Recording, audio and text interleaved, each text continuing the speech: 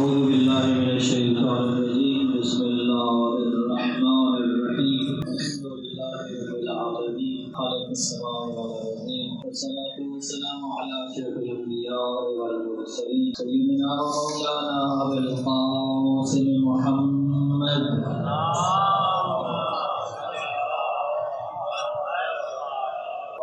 الطيبين الطاهرين المعصومين الذين أذهب الله عنهم الرجس وطهرهم تطهيرا والرحمة على محبين وواليهم واللعنة على أعدائهم من يوم عداوتهم إلى يوم الدين ومن يوم الدين إلى أبد الآبدين. أما بعد فقد قال الله تعالى في كتابه المجيد بسم الله الرحمن الرحيم وقضينا إلى بني إسرائيل في الكتاب لتفسدن في الأرض مرتين اللهم صل على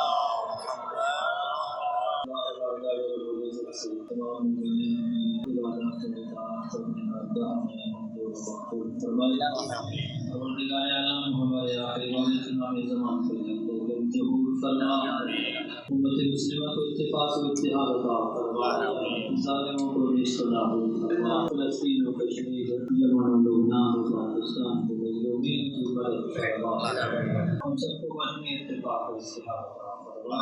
صلی اللہ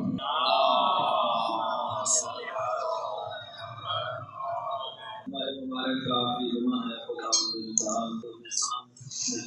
جو ہمارے پاس مخصوص دنوں کے لیے آتا ہے تاکہ ہم اس ماہ مبارک میں اپنے پروردگار کی قربت حاصل کر سکیں، اس کی زیادہ سے زیادہ عبادت کر سکیں. امام پہلے بیت کا یہ شیوا رہا کہ وہ اس ماہ مبارک کا استقبال بھی بڑے خوبصورت انداز میں کیا کرتے تھے اور اس کو الوداع بھی بڑے خوبصورت انداز میں، جیسے بندہ اپنے کسی انتہائی قریبی عزیز کو الوداع کرتا ہے اس طرح الوداع کیا کرتا ہے. تو اس حوالے سے ہمیں یہ کوشش کرنی چاہیے کہ اس ماہ مبارک کی الوداع کے حوالے سے اپنے قلب کو، اپنے ذہن کو، اپنے دل کو آمادہ اور تیار کر کے پروردگار کے اس مہینے کو اس دعا کے ساتھ الوداع کریں. پروردگار سال دیگر بھی ہمیں ماہ مبارک کو درک کرنے کی توفیق عطا فرمائے. اور اس کے ساتھ ساتھ ایک یہ بھی دعا کرنی چاہیے کہ پروردگار عالم اس ماہ مبارک میں جو ہم نے کوشش کی کہ تیرے قریب آ سکیں، شیطان سے دور ہو سکیں، گناہوں سے بچنے کی کوشش کی، عبادات کے حصول کی کوشش کی، پروردگار عالم ہمیں یہ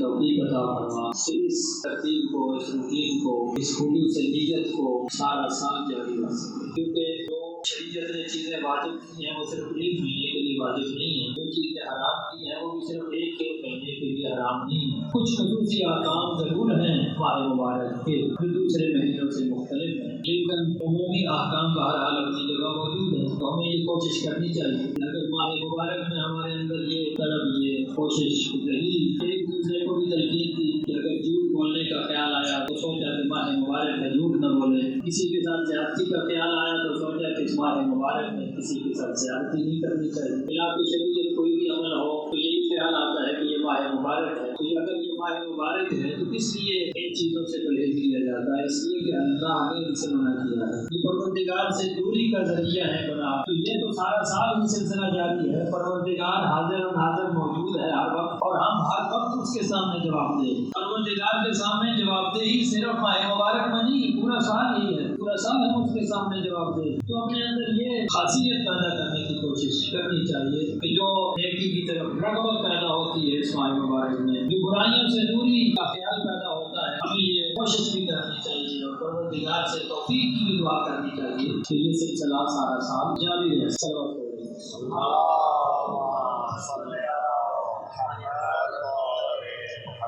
اس ماہ مبارک کی جہاں یہ خاصیت تھی کہ ہم نے کوشش کی، تمام مومنین نے یہ کوشش کی کہ پروردگار کی نافرمانی سے دور رہیں اور اس کی عبادات کو زیادہ سے زیادہ انجام دیں. وہیں اس ماہ مبارک کے آخری جمعہ کی ایک اور خاصیت بھی ہے، اس دن کو یوم القدس قرار دیا گیا.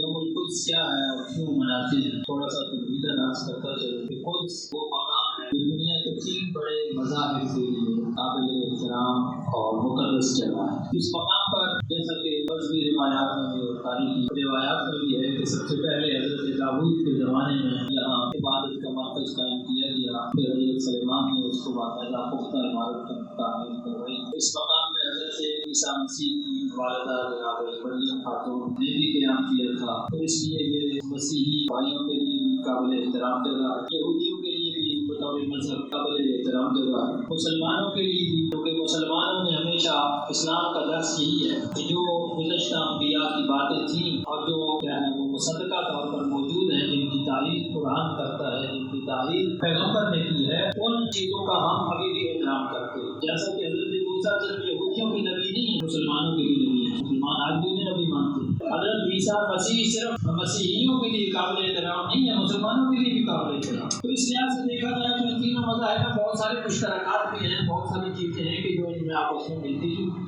تو یہ ان چیزوں میں سے جو ان تینوں مذاہب کے لیے قابل احترام ہے، یہ مقام جس کو القدس کہا جاتا ہے، یہ مقام بھی ہے جہاں مسجد ہے مسلمانوں کی، جہاں یہودیوں کے لیے بھی کیا ہے وہ قابل احترام مقامات ہیں، مسیحیوں کے لیے بھی قابل احترام مقامات۔ لیکن وہ یہ کہ اس مقام پر جہاں فلسطینی پہلے آباد تھے، 1917 کے بعد سے یہاں پر یہودیوں کو بھی آباد کیا گیا۔ دیکھیے یہودیوں کو بطور مذہب ہمارے ان کے ساتھ کوئی دشمنی نہیں ہے، مذہب کے ساتھ دشمنی نہیں ہوتی، بشرطے کہ وہ مذہب حق کا مقابلہ نہ کرے۔ اسلام کے مقابلے میں جب تک کوئی دوسرا نہ آ جائے اسلام سے کوئی سروکار نہیں رکھتا، لیکن جب کوئی شخص دوسرے کی حقوق کو غصب کرے تو پھر اسلام اس کے مقابلے پر خود سے کھڑا ہو جاتا ہے۔ یہاں صورتحال کیا ہوئی ہے؟ ایک تو سب سے بڑی پرابلم یہ کہ وہ جو مقدس مقام القدس ہے، جہاں مسلمانوں کی بھی مسجد واقع ہے، اس مقام پر بھی یہودیوں نے پہلے قبضہ کیا، پھر انہیں کچھ حصہ چھوڑنا پڑا، پھر دوبارہ اس حصے میں آ گئے۔ ابھی بھی پچھلے سال انہوں نے اس کو اعلان کیا تھا اپنا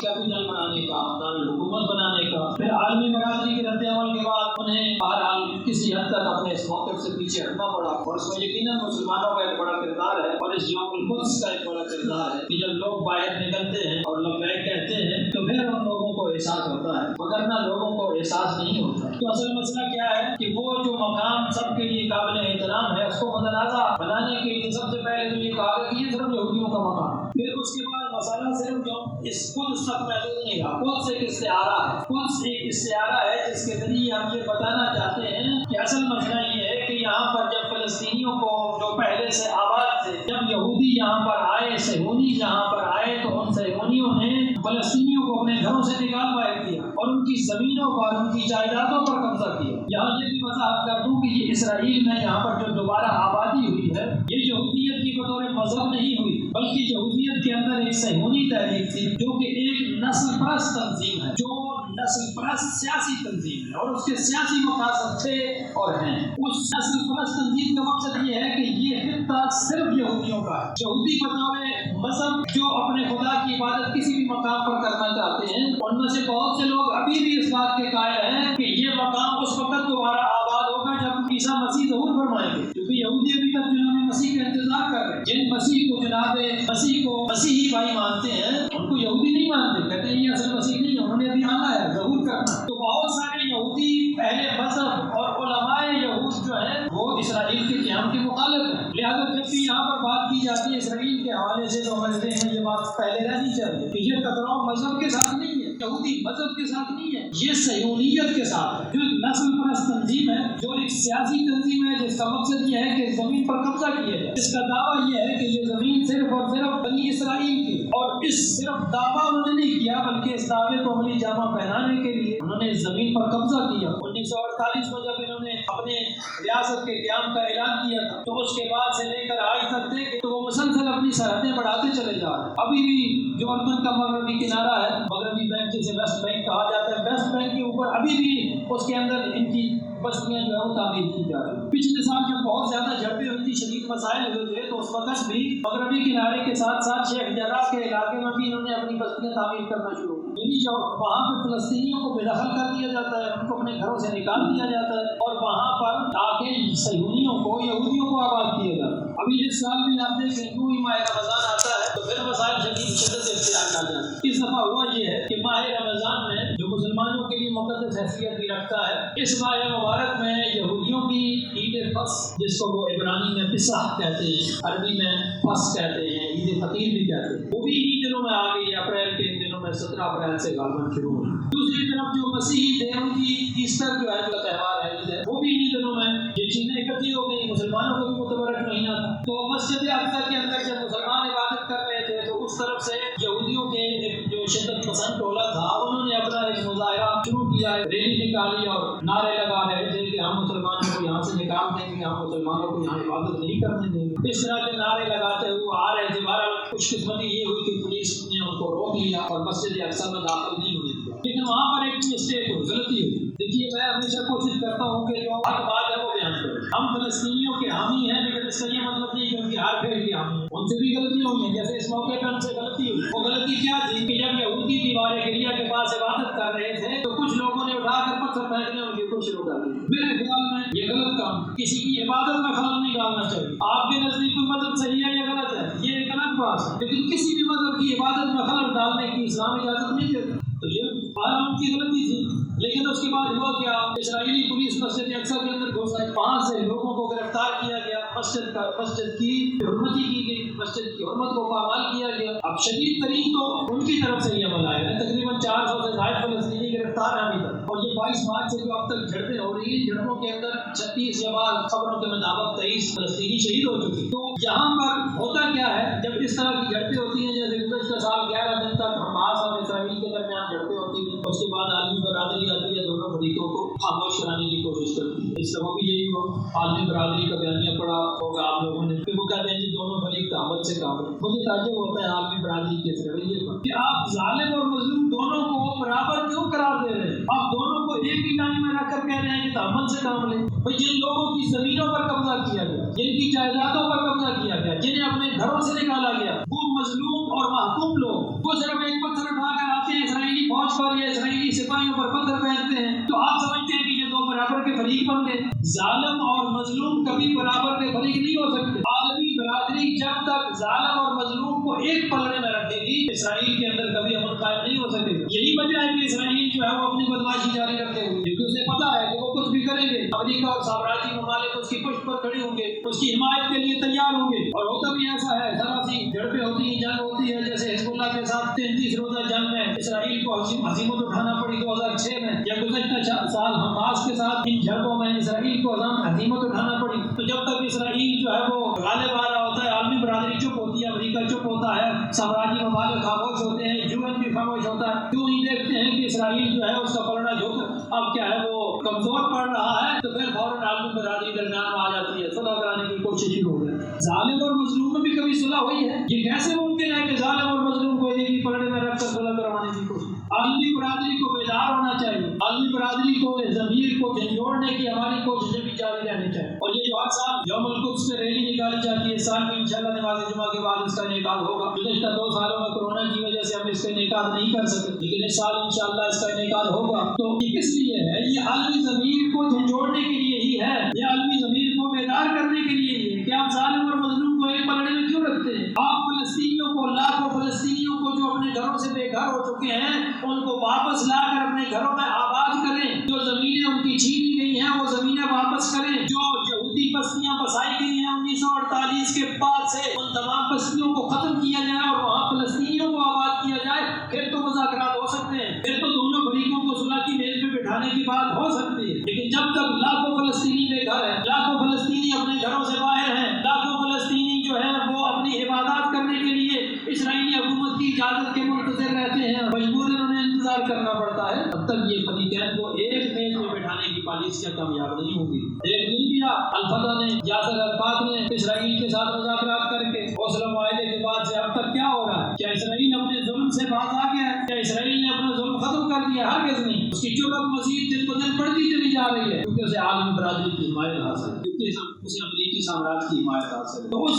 عالمی ضمیر کو بیدار کرنے کے لیے، عالمی ضمیر کو جھنجھوڑنے کے لیے کہ ظالم اور مظلوم کو ایک پلڑے میں شمار مت کریں۔ ابھی دیکھیے روس نے حملہ کیا یوکرائن پر، میں ذاتی طور پر اس حملے کا مخالف ہوں، یقیناً زیادتی کی ہے روس نے، ظلم کیا ہے روس نے، لیکن یوکرائن پر حملہ ہوتے ہی عالمی برادری فوراً حرکت میں آ گئی، فوراً روس کے خلاف ایکشن ہونا شروع ہو گیا، روس کے خلاف پابندیاں لگنی شروع ہو گئی، اور اسرائیل گزشتہ 73 سالوں سے 74 سالوں سے عالمی ضمیر کو پامال کر رہا ہے، گزشتہ 74 سالوں سے وہ انسانی حقوق کو پامال کر رہا ہے، انسانی حقوق کو برباد کر رہا ہے، اور وہاں عالمی ضمیر بھی تو خاموش ہے، وہاں عالمی ضمیر حرکت میں نہیں آتا، وہاں UN حرکت میں نہیں آتی، وہاں UN خاموش ہے، زیادہ سے زیادہ ہوتا ہے UN کے صدر آ کے کیا کرتے ہیں، امتحان جاری کر دیتے ہیں، یہ دونوں فریق امن سے کام لیں، شدت پسندی سے کام نہ لیں۔ بھئی آپ مظلوم سے کیسے کہہ سکتے ہو کہ وہ شدت پسند نہ بنے؟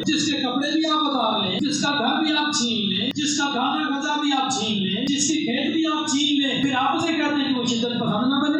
یہ ایک اصطلاح عجیب سی ہاتھ آ گئی ہے. شدت پسندی، شدت پسندی. شدت پسندی ہوتی کیا ہے؟ شدت پسندی ظلم کا دوسرا نام ہے. ظلم کے علاوہ اور کوئی شدت پسندی نہیں، اور ظلم کے مقابلے میں کھڑے ہونا شدت پسندی ہرگز نہیں ہو سکتی. مظلوم کی حمایت میں کھڑا ہونا شدت پسندی نہیں ہے. لوگوں سے ان کے حقوق چھیننا شدت پسندی ہے. لوگوں کو ان کے گھروں سے نکالنا، انسانوں کو ان کے گھروں سے نکالنا، یہ شدت پسندی ہے. بدقسمتی سے ہمارے لوگوں کے درمیان بھی ایسی اب فکر رواج پا رہی ہے. وہ کہتے ہیں کہ یہ فلسطین والے کیوں ہر سال ان کو چھیڑ دیتے ہیں، یہ حماس والے ہر سال کیوں ان کو اسرائیل کو چھیڑ دیتے ہیں. بھائی وہ کیا کریں، کہاں جائیں؟ ان کی زمینیں دن بہ دن چھینی جا رہی ہیں، ان کو گھروں سے نکالا جا رہا ہے، اسرائیلی بستیوں میں اضافہ ہو رہا ہے. تو حماس ایک میزائل پھینکتے ہیں تو آپ کو تکلیف شروع ہو جاتی ہے کہ حماس نے میزائل کیوں فائر کیا ہے. تو وہ کیا کرے، مظلوم کیا کرے؟ چمٹی کو بھی ستایا جائے تو وہ کاٹ لیتی ہے، چمٹی کاٹے گی نہیں تو کیا کرے گی؟ اب چمٹی کو بھی درس دینا شروع کر دے، بھائی شدت پسندی سے باہر آ جاؤ. یہ کون سا طریقہ ہے؟ یہ کون سی عقل کا تقاضا ہے؟ یہ کون سے انصاف کا تقاضا ہے کہ مظلوم کو کہا جائے کہ تم پتھر نہ مارو، تم انتفاضہ تحریک نہ چلو؟ مظلوم کو جتنا بھی روکا جائے، بہرحال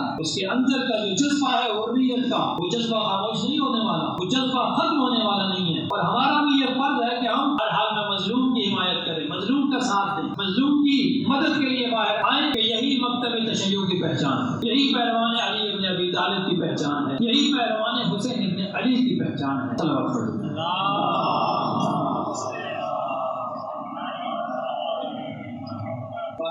منٹوں میں دو تین فقہی مسائل عرض کرتا چلوں. ماہ مبارک یقیناً خداوند متعال سب کے روزوں کو بھی بارگاہ میں منظور مقبول فرمائے جائے گا.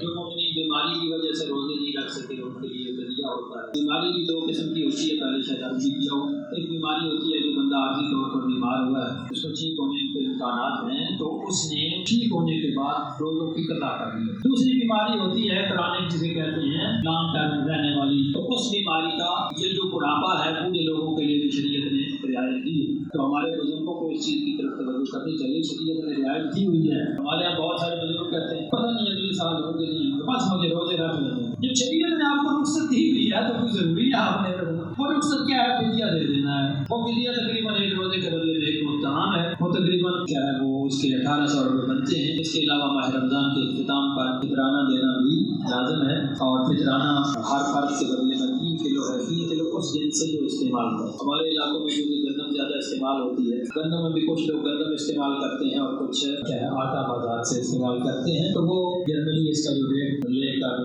فکس کیا گیا ہے. جو لوگ گھریلو استعمال کرتے ہیں گندم، ان کے لیے تقریباً 3 کلو کے 180 روپے پر ہیڈ بنتے ہیں، اور جو آٹا لیتے ہیں ان کے لیے تقریباً 210 روپے.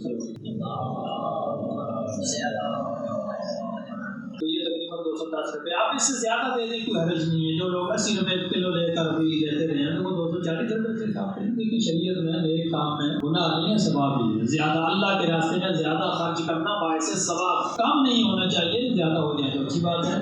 زکوٰۃ فطرہ کے حوالے سے جو ہے نا وہ مدرسہ خاتم الانبیاء آپ کی توجہات کا منتظر رہتا ہے. اور ویسے بھی زکوٰۃ کا موسم بھی ہے، ضروری نہیں ہے کہ ہم ہر فرد کے دروازے پر آئیں. بساؤ کا اتنی صورتحال یا اس طرح کے مسائل نہیں ہوتے کہ انسان ہر جگہ پہنچ سکے، ہر گاؤں ہر دیہات میں یا ہر شخص کے پاس. مومنین کو خود بھی احساس کرنا چاہیے کہ یہ ادارہ آپ کے شہر میں موجود ہے، دینی خدمات انجام دے رہا ہے. آپ کی خدمات کے لیے مختلف مساجد کے اندر بھی خطبہ ہمارے موجود ہیں، اور ویسے بھی جو دینی شرعی مسائل ہیں ان کے لیے بھی آپ وہاں تشریف لاتے ہیں اور لا سکتے ہیں. اور دینی طلاب بھی وہاں مشغول تعلیم ہے. یعنی مختلف شعبے ہوتے ہیں. ایک فتویٰ جناب آیت اللہ سیستانی صاحب کا اس حوالے سے وہ سوشل میڈیا پہ گردش کر رہا ہے کہ طلاب دینیہ کو زکوٰۃ فطرہ نہیں دیا جا سکتا. تو وہ براہ راست دینے کی بات ہے. جو مدرسہ ہوتا ہے، مدرسے کے انچارج کے پاس اجازت جو ہوتا ہے وہ مختلف امور میں مصرف کرنے کو. تو مدرسے میں بہت سارے مصارف ہوتے ہیں، صرف طلاب کو نہیں کھلانا ہوتا، لہٰذا آپ مدرسے کو دے سکتے ہیں. اور اس کے علاوہ دوسرے مجتہدین کی مطابق تو یقیناً آپ جو ہے نا وہ فطرہ بھی براہ راست دے سکتے ہیں. زکوٰۃ فطرہ کے بارے میں یہ بھی فتویٰ ہے اکثر مجتہدین کا کہ آپ اگر چاند نظر آنے سے پہلے دینا چاہیں تو قرض کے مان سے دے لیں. آیت اللہ سیستانی کا یہاں بھی فتویٰ یہ ہے کہ آپ فطرے کی نیت سے بھی دے سکتے ہیں. اور اتنا مسئلہ تو نہیں ہے، آپ نیت بعد سے بھی کرنا چاہیں تو کر سکتے ہیں. رمضان کے اندر بھی دیا جا سکتا ہے اور بعد میں بھی دیا جا سکتا ہے. باقی جو امور شرعیہ ہیں، وجوہات شرعیہ ہیں، خمس ہے، زکوٰۃ ہے، اور چونکہ موسم ہے فصلوں کے اٹھانے کا، گندم کے خاص طور پر، تو تمام مومنین کو یہ دعوت فکر ہے کہ مدرسہ خاتم الانبیاء آپ کی خدمت کے لیے موجود ہے اپنے وجوہات شرعیہ کو ادا کرنے کے لیے، بالخصوص زکوٰۃ اور دوسری وزارت کو ادا کرنے کے لیے اس مدرسے کو فراموش نہ فرمائیں۔ السلام علیکم ورحمۃ اللہ وبرکاتہ۔